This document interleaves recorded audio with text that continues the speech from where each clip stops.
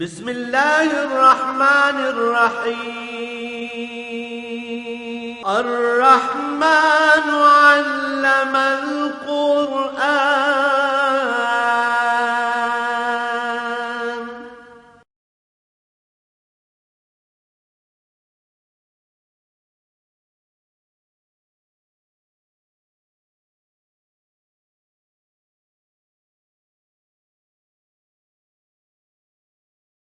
الحمد للہ رب العالمین والصلاة والسلام علی حبیبہ محمد وآلہ وصحبہ اجمعین۔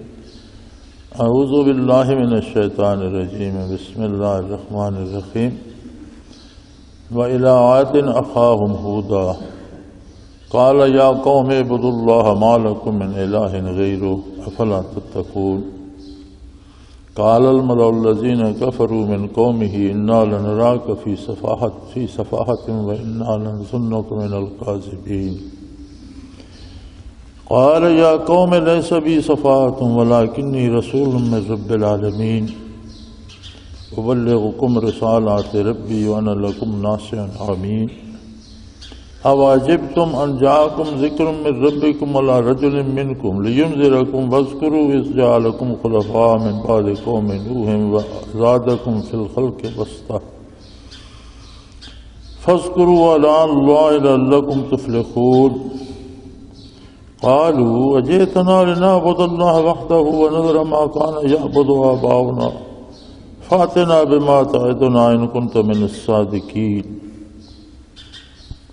قال قد وقع عليكم من ربكم رجس وغضب أتجادلونني في أسماء سميتموها أنتم وآباؤكم ما نزل الله بها من سلطان فانتظروا إني معكم من المنتظرين۔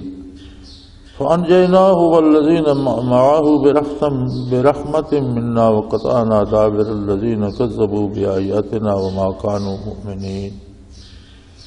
اللهم سبحانك لا علم لنا إلا ما علمتنا إنك أنت العليم الحكيم۔ مولاي صل وسلم دائما أبدا على حبيبك خير الخلق كلهم۔ اسی سلسلے کلام کو آگے بڑھاتے ہوئے ارشاد فرمایا کہ ہم نے قوم عاد کی طرف ان کے بھائی ہود، ان کے قومی بھائی سے یہاں مراد قومی بھائی ہے کہ وہ اسی قوم کے ایک فرد تھے، ان کو مبعوث فرمایا۔ تمام انبیاء کا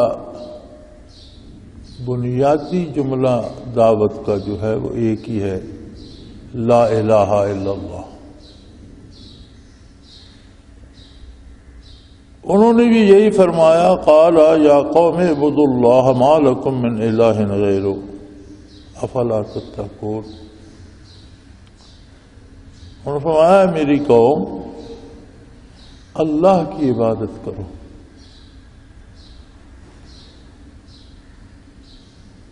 ما لکم من الہ غیرہ، اس کے سوا تمہارے لیے کوئی دوسری ایسی ہستی نہیں ہے جو عبادت کا حق رکھتی ہو، جس کی عبادت کی جائے، یہ صرف اللہ کا حق۔ افلا تتقون، کیا تم میں کوئی شرافت باقی نہیں ہے؟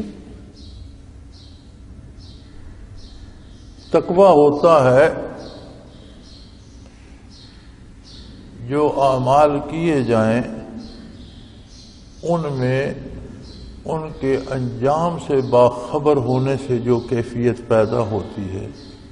مثلا کوئی نیکی کرتا ہے تو نیکی کے انجام سے جو اسے امید بنتی ہے رضائے باری کی، تو ایک کیفیت تشکر کی اللہ کے ساتھ پیدا ہوتی ہے۔ یا غلطی ہو جاتی ہے، بس تقاضۂ بشریت، انسان ہے غلطی کر بیٹھتا ہے، تو پھر اپنی اس غلطی کو جب سوچتا ہے تو دیکھتا ہے کہ اللہ کے حضور اس پہ گرفت ہوگی، تو اس پر ایک خوف طاری ہوتا ہے۔ تو یہ دونوں کیفیات جو ہیں، یہ جو رشتہ رب جلیل سے قائم کرتی ہیں، اسے تقویٰ کہا جاتا ہے۔ ترجمے میں کہیں اسے جس طرح جملے میں لفظ استعمال ہوتا ہے کہیں اس کے ترجمہ پرہیزگاری کر دیا جاتا ہے، کہیں ڈر کر دیا جاتا ہے، وہ جملے پہ منحصر ہوتا ہے کہ کس طرح جملے میں استعمال ہوا ہے، اس اعتبار سے اس کا ترجمہ ہو جاتا ہے۔ خود میں نے بھی کہیں ڈر لکھا ہے، کہیں پرہیزگاری لکھی ہے، لیکن ترجمے تو چونکہ اتنی فرصت نہیں ہوتی کہ بندہ ترجمے میں اتنی وضاحت کرے، یہ چیزیں تفسیر سے متعلق ہیں۔ تو تقوی ایک کیفیت ہے جو اپنے اعمال کی نسبت رب جلیل سے پیدا ہوتی ہے۔ جہاں تک اللہ کی ذات کا تعلق ہے تو اللہ کو ماننے سے کسی نے انکار نہیں کیا۔ دنیا میں معدود چند سب سے تھوڑی آبادی ایسی ہے جو اللہ کی ذات سے منکر ہیں، جنہیں صابی یا بے دین کہا جاتا ہے، جو کہتے ہیں جی یہ دہر زمانہ سب کچھ کرتا ہے، انہیں دہریہ کہا جاتا ہے، یا فطرت یا نیچر سب کچھ کرتی ہے، انہیں نیچری لکھ دیتے ہیں۔ تو یہ گنتی کے لوگ ہیں۔ باقی جتنے مشرک بھی ہیں، بت پرست ہیں، ستارہ پرست ہیں، آگ پرست ہیں، یہ اللہ کے نام کو، اللہ کو مانتے ہیں، اور اگر اللہ کو کوئی مانے نہیں تو شرک کیسے کرے گا؟ کس کا شریک بنائے گا؟ ایک ہے اللہ کی ذات کو صرف ماننا، ایک ہے اس کو ایسا ماننا جیسا وہ ہے۔ ان دو باتوں میں بہت فاصلہ ہے۔ تو جتنے بت پرست مشرک ہیں، یہ بھی اب عیسائی کہتے ہیں اللہ ہے، لیکن حضرت مریم ان کی بیوی ہیں اللہ کی، اور عیسیٰ علیہ السلام اللہ کے بیٹے ہیں۔ اسی طرح یہودی کہتے ہیں عزیر علیہ السلام اللہ کے بیٹے ہیں۔ ہندو کہتے ہیں یہ ہمارے دیوی دیوتا جو ہیں یہ اللہ کے بڑے محبوب ہیں، ہمیں ان کی عبادت کرنی ہے، اللہ سے ان کا تعلق ہے۔ ہمارے مسلمانوں میں بھی جو جاہلیت جہاں ہے، جاہل لوگ جو ہیں وہ یہی سمجھتے ہیں کہ اللہ نے کائنات بنا دی اور وہ پھر نیک لوگوں کے سپرد کر دیا، اب ہم نیک لوگوں کی خدمت کریں گے، وہ ہمارے کام کرتے رہیں گے۔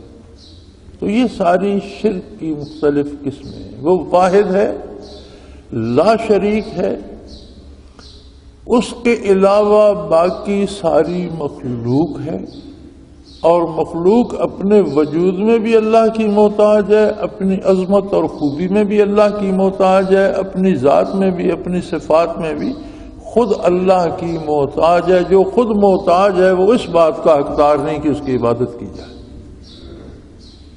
اور اللہ کے علاوہ ساری مخلوق محتاج ہے۔ تو فرمایا صرف اللہ کی عبادت کرو۔ عبادت کیا ہے؟ عبادت کے دو حصے ہیں۔ ایک عبادات وہ ہیں جو اللہ کریم نے مقرر کر دی ہیں، ان کے اوقات معین ہیں، ان کا طریقہ کار معین ہے، نماز، روزہ، حج، زکوٰۃ، یہ سارے معین ہیں، اوقات معین ہیں۔ سال بعد زکوٰۃ فرض ہوتی ہے، حج اپنے مخصوص دنوں میں آتا ہے، رمضان اپنی مخصوص تاریخوں میں آتا ہے، حدود و قیود مقرر ہیں، نماز اپنے وقت پہ فرض ہوتی ہے۔ ان الصلاۃ کانت علی المؤمنین کتابا موقوتا، جب اس کا وقت آتا ہے تو وہ فرض ہوتی ہے۔ اب ہم چاہیں کہ جی چلو اب جمعہ پڑھا ہے، 7 عصر بھی پڑھ لیں یا مغرب بھی پڑھ لیں، پھر بعد میں مصیبت پڑے گی، یہ نہیں ہو سکتا۔ جب مغرب ہوگی تو مغرب فرض ہوگی۔ تو ایک عبادات یہ ہے۔ ان عبادات کا حاصل کیا ہے؟ ہمیں کہا جاتا ہے ثواب ملے گا، ثواب ملے گا، لیکن وہ ثواب ہے کیا؟ قرآن کریم نے تو جو کافر کو سزا ملے گی اسے بھی ثواب کہہ دیا ہے۔ فرمایا حل ثوب الکفار ما کانوا یفعلون، جو کرتے ہیں اسی کا بدلہ ملے گا۔ تو ثواب کا معنی ہوا بدلہ، اچھائی کا بدلہ اچھا، برائی کا بدلہ برا۔ تو یہ جو عبادات فرائض ہیں، نماز، روزہ، حج، زکوٰۃ وغیرہ، ان سے کیا بدلہ ملتا ہے؟ بعض اوقات کہہ دیا جاتا ہے یہ ادھاری مزدوری ہے، آخرت میں ملے گا۔ یہ سب سے بڑا جھوٹ ہے۔ اللہ کریم جو بندے کو حکم دیتا ہے کہ مزدور کی مزدوری پسینہ خشک ہونے سے پہلے ادا کر دی جائے، حضور اکرم صلی اللہ علیہ وسلم کا فرمان ہے، اور حضور وہی حکم دیتے ہیں جو اللہ کا حکم ہے۔ تو بندہ جو محتاج ہے اسے کہتے ہیں جو تمہاری مزدوری کرے اس کی مزدوری پسینہ خشک ہونے سے پہلے دے دو، اپنی ادھاری کراتا ہے۔ ہر سجدے، ہر رکعت، ہر ذکر، ہر تسبیح کا ایک اثر ہوتا ہے جو فوری ہوتا ہے، اور ایک ہوتا ہے جو آخرت میں ہوگا۔ دو اثر ہوتے ہیں ہر عمل کے، وہ مومن کرے یا کافر۔ گناہ کریں اس کا بھی ایک فوری اثر ہے جو دنیا میں اپنا اثر چھوڑتا ہے، اور ایک آخرت میں سزا ہوگی۔ نیکی کریں اس کے بھی دو اثر ہیں، ایک فوری نتیجہ، ایک جو آخرت میں ہوگا۔ فوری نتیجہ کیا ہے؟ قرآن کریم فرماتا ہے ان الصلاۃ تنہا عن الفحشاء والمنکر۔ عبادات سے اللہ کریم سے ایسا تعلق بن جاتا ہے کہ بندہ اس کی نافرمانی سے رک جاتا ہے۔ اگر بندہ عبادتیں بھی کر رہا ہے، جھوٹ بھی بولے جا رہا ہے، نمازیں بھی پڑھتا ہے، رشوت بھی کھاتا ہے، حج بھی کرتا ہے، حاجیوں کو لوٹتا بھی ہے، تو پھر اسے دیکھنا پڑے گا کہ جو نمازیں وہ پڑھتا ہے کیا ان میں کہیں کوئی کمی ہے، وہ شریعت کے مطابق ہیں، یا کیا اس کا عقیدہ درست ہے، یا کیا اس کا طریقہ کار کہیں غلطی ہے۔ اگر عقیدہ بھی درست ہے، عمل بھی سنت کے مطابق ہے، تو پھر اس پہ نتیجہ یہ ہونا چاہیے کہ اس سے گناہ چھوٹ جائے۔ یہ فوری اثر ہے۔ دوسری عبادت ہے دن بھر جو کچھ ہم کرتے ہیں، جو بات کرتے ہیں، جو کام کرتے ہیں، جن لوگوں سے ملتے ہیں، اگر یہ حضور اکرم صلی اللہ علیہ وسلم کی متعین کردہ حدود اور سنت کے مطابق ہیں تو سب عبادت، اور سنت کے خلاف ہیں تو سب گناہ۔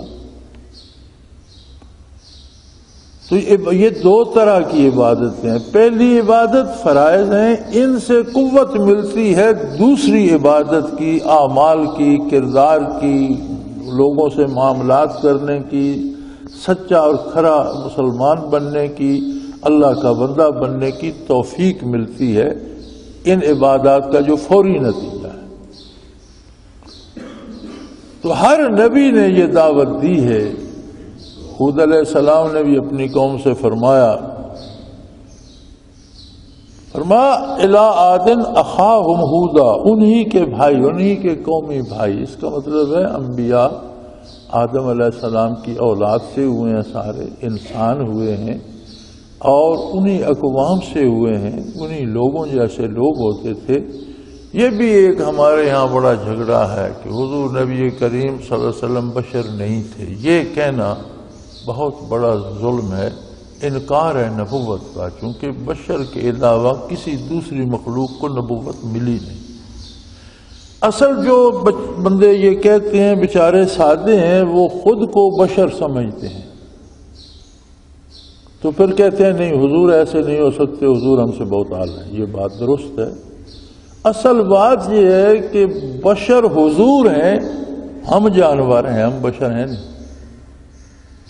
ہم اپنے پر جب قیاس کرتے ہیں تو بشریت کا انکار دیتے ہیں۔ اللہ کریم فرماتا ہے کہ جو حضور کا اتباع نہیں کرتا اولئک کالانعام، وہ جانور ہیں، چوپاؤں جیسے لوگ ہیں، گائے بھینس بیل جیسے لوگ ہیں۔ تو ہم میں خود بشریت مفقود ہے۔ ہم سمجھتے ہیں جو کچھ ہمیں یہی بشریت ہے۔ بشریت کی حقیقی صورت وہ ہے جو محمد الرسول اللہ کی۔ آپ خیر البشر ہیں، آپ جیسا کوئی دوسرا بشر اللہ نے آپ کی مثال پیدا نہیں فرمایا، لیکن آپ بشر ہیں، انبیاء بھی بشر ہوتے ہیں۔ ہاں، ان کی بشریت اتنی پاک، اتنی نظیف، اتنی لطیف ہوتی ہے کہ ان پر وحی نازل ہوتی ہے۔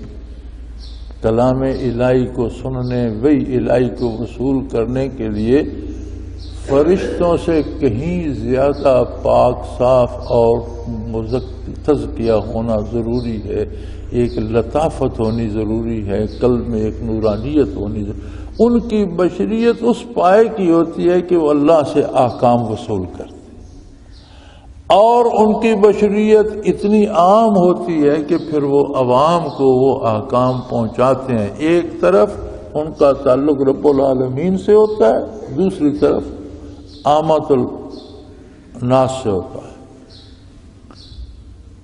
تو انہوں نے فرمایا ما لکم من الہ غیرہ، جتنے تم نے فرض کر رکھے ہیں سب جھوٹ ہے، اللہ کے سوا در حقیقت کوئی عبادت کا مستحق نہیں ہے، تمہارے معبود سب باطل ہیں۔ افلا تتقون، تم نے کبھی اس بات پر سنجیدگی سے غور و فکر نہیں کیا؟ تمہیں ان نظریات سے ڈر نہیں لگتا کہ ان کا انجام کیا ہوگا؟ قال الملأ الذین کفروا من قومہ انا لنراک فی سفاہۃ، جو بڑے بڑے مالدار لوگ تھے ان کی قوم کے، وہ کہنے لگے آپ بے وقوفوں جیسی باتیں کر رہے ہیں، اور ہمارا خیال یہ ہے وَإِنَّا لَنَظُنُّكَ مِنَ الْكَاذِبِينَ، ہم سمجھتے ہیں آپ جھوٹ بول رہے ہیں۔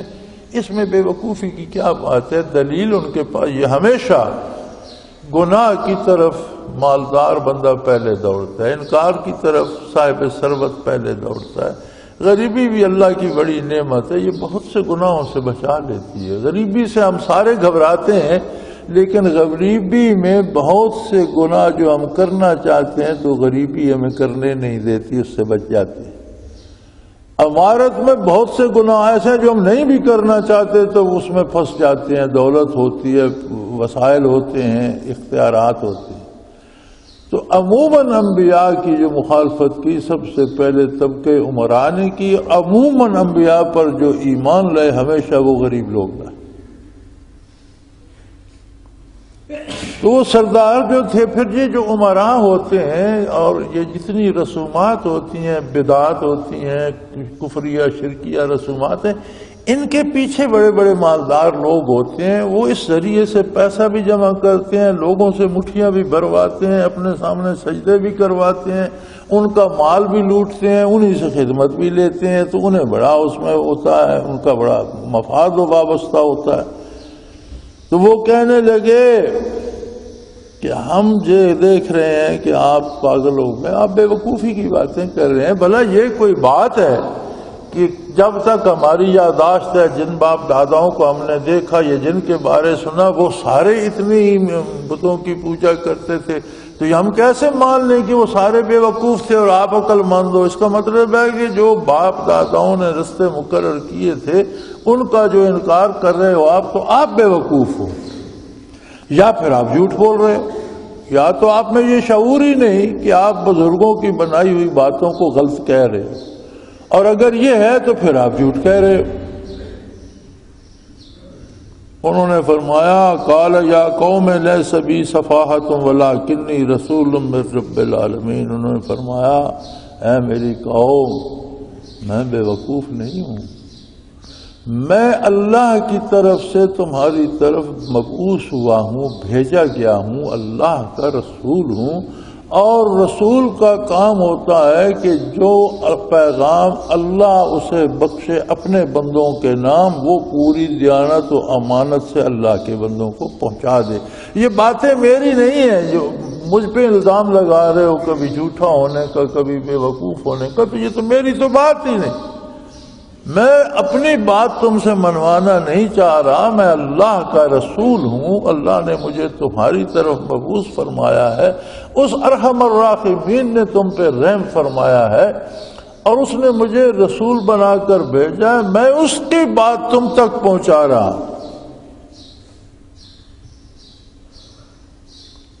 وَأَنَا لَكُمْ نَاصِحٌ أَمِينٌ، میں تمہارا بھلا چاہتا ہوں، ناصح، میں تمہیں نصیحت کرنے والا ہوں۔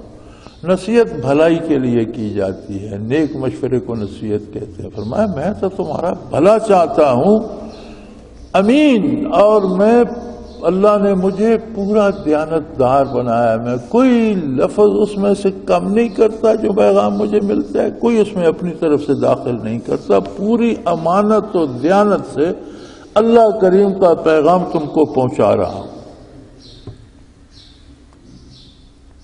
اور رب العالمین کی فرمایا میں رسول کا، یہاں کہہ سکتے تھے میں اللہ کا رسول ہوں، فرمایا میں رسول ہوں رب العالمین کا، تقاضائے ربوبیت ہے، جس نے وجود پیدا کیا، وجود کی خوراک پیدا کی، شعور بخشا کہ اس چیز میں شفا ہے، اس میں موت ہے، یہ زہر ہے کھاؤ گے تو مر جاؤ گے، یہ کھانا مفید ہے، اس سے تمہاری صحت درست ہوگی، بھوک بھی مٹے گی، طاقت بھی آئے گی۔ اسی طرح روح کی تربیت بھی اس کی ربوبیت کا تقاضا ہے۔ جس طرح یہ کائنات میں بے شمار نعمتیں بنا دیں، سورج چاند ستارے بنا دیے، بارشیں برسائیں، پھل گوشت سبزیاں غلے ہر چیز غذا دوا بنا دی جسم کی بقا کے لیے، روح کی شفا اور بقا کے لیے انبیاء علیہ الصلوۃ والسلام کو مبعوث فرمایا، اور یہ اس کا تقاضا ہے، ربوبیت تھا۔ فرمایا انی رسول من رب العالمین، میں جہانوں کے پروردگار کی طرف سے بھیجا گیا ہوں، رسول ہوں۔ اس کی ربوبیت کا تقاضا تھا، اور اس کی بات پوری دیانت سے اور تمہارا بھلا چاہتے ہوئے تمہیں پہنچا رہا ہوں۔ اواجبتم ان جاءکم ذکر من ربکم علی رجل منکم لینذرکم، تمہیں اس بات پر تعجب ہو رہا ہے کہ تم ہی میں سے ایک آدمی پر اللہ نے نبوت عطا کر دی، اللہ نے اپنا کلام نازل کر دیا، اپنی وحی نازل کر دی، حالانکہ وہ تم ہی جیسا تم ہی میں کا ایک انسان تھا۔ تمہیں اس بات پہ حیرت ہو رہی ہے کہ یہ تو فلاں کا بیٹا فلاں کا بھتیجا ہے، جیسے مشرکین مکہ یا کفار قریش کہا کرتے تھے۔ قرآن نے ان کا تذکرہ کیا، ینظرون الیک وہم لا یبصرون، آپ کی طرف دیدے گھماتے ہیں، آپ کو دیکھ نہیں سکتے، تو دیکھتے تو تھے حضور نبی صلی اللہ علیہ وسلم کو۔ مراد یہ ہے کہ وہ دیکھتے تھے کہ یہ ہمارا برادر زادہ محمد بن عبداللہ قریش کا ایک فرد ہے، حضرت محمد الرسول اللہ صلی اللہ علیہ وسلم انہیں نظر نہیں آتے تھے۔ وہ ان کی نگاہ اپنے ایک قریشی بھائی پر پڑتی تھی، حضور کے منصب جلیلہ اور ختم نبوت کی عظمت ان کی نظروں میں نہیں تھی۔ انہیں محمد الرسول اللہ دکھائی نہیں دیتے تھے، محمد بن عبداللہ ایک قریشی بھائی دکھائی دیتے تھے۔ تو فرمایا تمہیں اس بات سے حیرت ہو رہی ہے نا کہ تم ہی میں اس کا ایک آدمی، کل تک میں تمہارے ساتھ ہی رہتا تھا، آج تم مجھ پر وہی آنا شروع ہو گئی، تم حیران ہو کہ آج یہ اللہ کی باتیں کر کے ہمیں نصیحتیں کر رہا ہے، آخرت سے ڈرا رہا ہے۔ تو فرمایا ایک بات ایک وقت یاد کرو، وَاذْكُرُوا إِذْ جَعَلَكُمْ خُلَفَاءَ مِن بَعْدِ قَوْمِ نُوحٍ، بھول گئے ہو نوح علیہ السلام اللہ کے رسول تھے، وہ بھی انسان تھے، 950 برس قوم سے انہوں نے محنت کی، محدود چند لوگوں کے سوا کوئی ایمان نہ لایا، غضب الہی جوش میں آیا، اور پانی بنیادی ضرورت ہے زندگی کی۔ وَجَعَلْنَا مِنَ الْمَاءِ كُلَّ شَيْءٍ حَيٍّ، ہم نے ہر چیز کو پانی کے ساتھ حیات بخشی ہے، زندگی کا بہت بنیادی سبب ہے پانی۔ وہی پانی ان کے لیے تباہی کا اور موت کا سبب بن گیا اور انہیں غرق کر کے تباہ کر دیا۔ پھر ان کے بعد جو نسل چلی، فرمایا یاد کرو، اس کے بعد اس نے تمہیں زمین پر آباد کیا، زادکم فی الخلق بسطہ، اس نے تمہیں بڑے مضبوط ڈیل ڈول اور بڑے بڑے وجود دیے، بڑا بڑا قداور بنایا، بڑی طاقت بخشی۔ فاذکروا آلاء اللہ لعلکم تفلحون، اللہ کے احسانات یاد کرو۔ حضرت نوح علیہ السلام آدم علیہ السلام کی 8ویں پشت میں تھے، تو اتنی زیادہ آبادی روئے زمین پر نہیں ہوئی تھی، 8 پشتوں میں کتنی ہو گئی ہوگی۔ تو یہ بھی ایک بحث چلتی ہے کہ کیا طوفان نوح علیہ السلام سارے روئے زمین پر آیا تھا یا خاص علاقوں میں آیا تھا۔ تو جو دعا کی تھی نوح علیہ السلام نے وہ سورہ نوح میں موجود ہے، رب لا تذر علی الارض من الکافرین دیارا، اے اللہ روئے زمین پر کسی کافر کو زندہ نہ چھوڑ۔ تو اس کا مطلب ہے کہ انسانی آبادی جتنی کچھ اس وقت تک بڑھ چکی تھی وہ ساری غرق آب ہو۔ پھر اس کے بعد ان کی اولاد سے آگے چلی، یہ قوم جو ہے ہود علیہ السلام کی یہ سام کی اولاد میں سے تھی، جو علماء لکھتے ہیں قرآن کی تفسیر میں، حضرت نوح کے بیٹے تھے سام کی اولاد میں سے تھی۔ تو انہوں نے کہا وہ وقت بھی یاد کرو جب لوگوں نے یہی بات جو میں تم سے کہہ رہا ہوں نوح علیہ السلام نے قوم سے کہی، انہوں نے انکار کیا، کیا انجام ہوا؟ تباہ و برباد ہو گئے۔ اس کے بعد نوح علیہ السلام کی اولاد چلی، اللہ نے تمہیں پیدا کیا، تمہیں بڑے بڑے لمبے قد کاٹ اور بڑی قوت جسمانی عطا فرمائی، اور تم کو زمین پہ پھیلا دیا۔ فاذکروا آلاء اللہ، تو اللہ کے احسانات یاد کرو، لعلکم تفلحون، تاکہ تم کامیاب ہو سکو۔ فرمایا اللہ کے احسانات بیٹھ کر سوچنا یہ کامیابی کا ایک راستہ ہے۔ انسانی مزاج یہ ہے کہ جہاں جہاں کامیاب ہوتا ہے وہاں اپنے سینے پہ ہاتھ مارتا ہے، یہ میں نے کر دیا۔ جہاں ناکامی آتی ہے کہتا ہے قسمت میں یہی تھی۔ بات بن جائے تو شان یہ تدبیر کی ہے، بات بن جائے تو شان یہ تدبیر کی ہے، اور بگڑ جائے خطا کاتب تقدیر کی۔ لوگوں کا رویہ یہ ہے کہ جہاں کامیاب ہوتے ہیں تو کہتے ہیں یہ میری ہمت، میری دانش مندی، میری عقل، میں نے یہ کر لیا۔ جہاں ناکامی ہوتی ہے کہتے ہیں یار اللہ کی طرف سے تھی، قسمت میں تھی۔ بھائی کامیابی ناکامی سب اس کی طرف سے ہے۔ جہاں ناکامی ہوتی ہے وہاں ہماری کوئی غلطی ہوتی ہے۔ جو کچھ ہمیں آتا ہے بما کسبت ایدیکم، ہمارے کردار کی وجہ سے ہماری خرابی ہوتی ہے۔ جہاں کامیابی ہوتی ہے محض اس کے کرم سے ہوتی ہے۔ کوئی ادنا سی بات اسے پسند آ گئی، اپنا رحم فرما دیا۔ تو فرمایا اللہ کے احسانات کو سوچنا، یاد کرنا۔ 24 گھنٹے میں ہمارے پاس والدین کے لیے وقت ہے، اولاد کے لیے وقت ہے، دوستوں کے لیے وقت ہے، چائے پینے کی فرصت ہے، ہوٹل پہ جانے کی فرصت ہے، اخبار پڑھنے کی فرصت ہے، کاروبار ہم سارا دن کرتے ہیں۔ کچھ تھوڑا سا وقت بیٹھ کر اللہ کے احسانات کو بھی یاد کیا۔ کسی کو صوفیہ مراقبہ کرے کہ دن کا کچھ حصہ، تو یہ جو اس کے احسانات کو یاد کرنا ہے یہ کامیابی کا راستہ ہے۔ بندے میں جذبہ تشکر پیدا ہوتا ہے، جذبہ اطاعت پیدا ہوتا ہے۔ تو فرمایا اللہ کے احسانات یاد کرو تاکہ کامیاب ہو سکو۔ قالوا، وہ کہنے لگے اجئتنا لنعبد اللہ وحدہ ونذر ما کان یعبد آباؤنا۔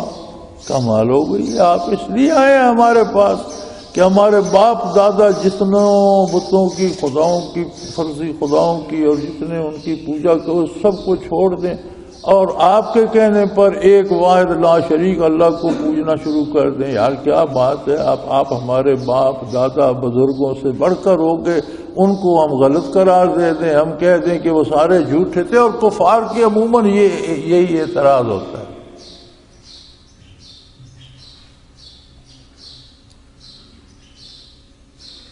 فرعون کے پاس جب موسیٰ علیہ السلام تشریف لے کے جب وہ لاجواب ہوئے تو کہنے لگا تو پھر یہ بتاؤ جو پہلے مر گئے ہیں اسی مذہب پر جو ہمارا ہے ان کا کیا ہوگا؟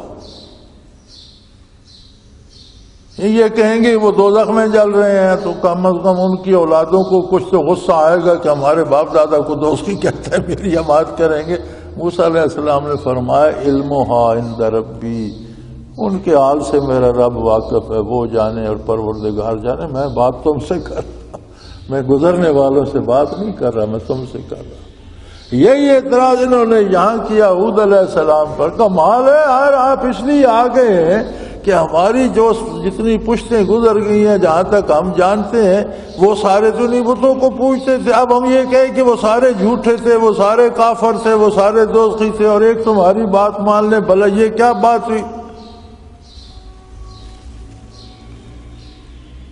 قالوا اجئتنا لنعبد اللہ وحدہ، آپ اس لیے تشریف لائے ہو کہ ہم واحد لا شریک اللہ کی عبادت کرنے لگ جائیں۔ نظر ما کان یعبد آباؤنا، ہمارے باپ دادا جن کی پوجا کرتے تھے ان کو یکسر چھوڑ ہی دیں۔ فاتنا بما تعدنا، آپ یہ بار بار عذاب الہی کی بات کرتے ہیں، جاؤ لے آؤ عذاب جو لانا ہے، ہم نہیں مانتے۔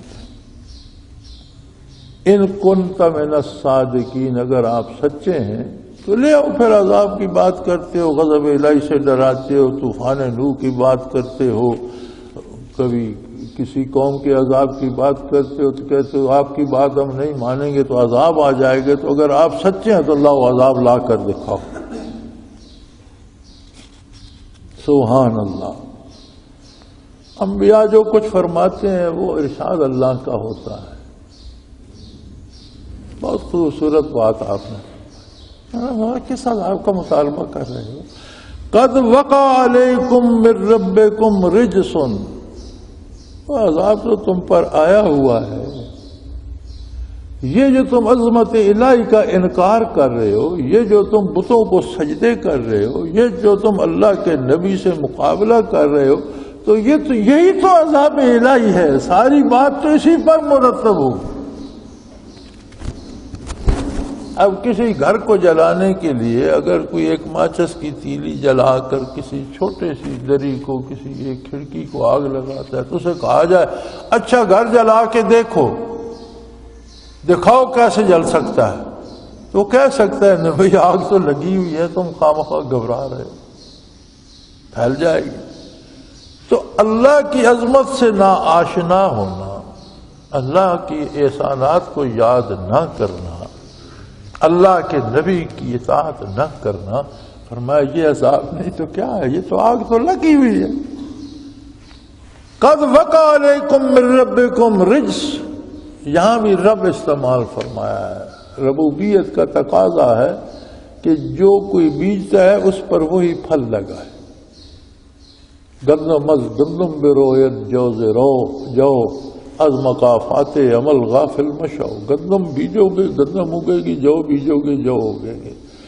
جو عمل کوئی کرتا ہے اس پر نتیجہ مرتب کرنا تقاضا ہے ربوبیت ہے۔ تو فرمایا بے وقوفو تم پر تو تمہارے پروردگار کی طرف سے عذاب واقع ہو چکا ہے کہ تم اللہ کے نبی کی دعوت کا انکار کر رہے ہو، اللہ کی نافرمانی کر رہے ہو، بتوں کو سجدے کر رہے ہو۔ یہی سب سے بڑا عذاب ہے، جو تباہی آئے گی وہ اسی کا نتیجہ ہوگا۔ ایک بندہ زہر کھا جاتا ہے، وہ کہے اچھا مجھے مار کے دیکھ، تو اسے کہا جا سکتا ہے نا بھائی موت تو تجھ پر واقع ہو گئی، کیوں گھبرا رہا ہے، تیری موت تو ہو گئی، تجھے مارنے کی، اب تجھے گولی مارنے کی یا تجھے لاٹھی مارنے کی اب کیا ضرورت ہے، تیری موت تو ہو گئی۔ تو انہوں نے فرمایا تم پر قد وقع، تم پر واقع ہو چکا، تم پر تو عذاب الہی آیا ہوا ہے۔ یہ جو نبوت کے پیغام کا انکار کر رہے ہو، گناہ کر رہے ہو، بتوں کو سجدے کر رہے ہو، حرام کھا رہے ہو، جھوٹ بول رہے ہو، یہ عذاب الہی نہیں تو کیا ہے؟ وغضب، تم پر تو قہر نازل ہو چکا، تم پر تو عذاب آ چکا۔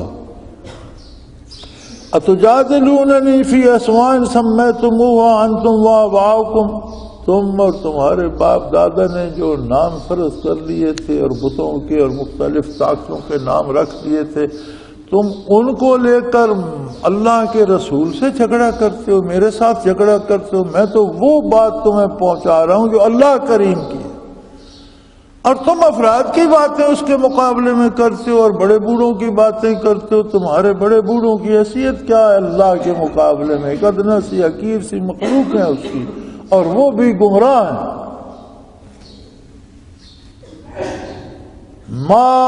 ما نزل اللہ بہا من سلطان، یہ جو باتیں تم کر رہے ہو ان کی تائید میں اللہ نے تو کوئی دلیل نازل نہیں فرمائی۔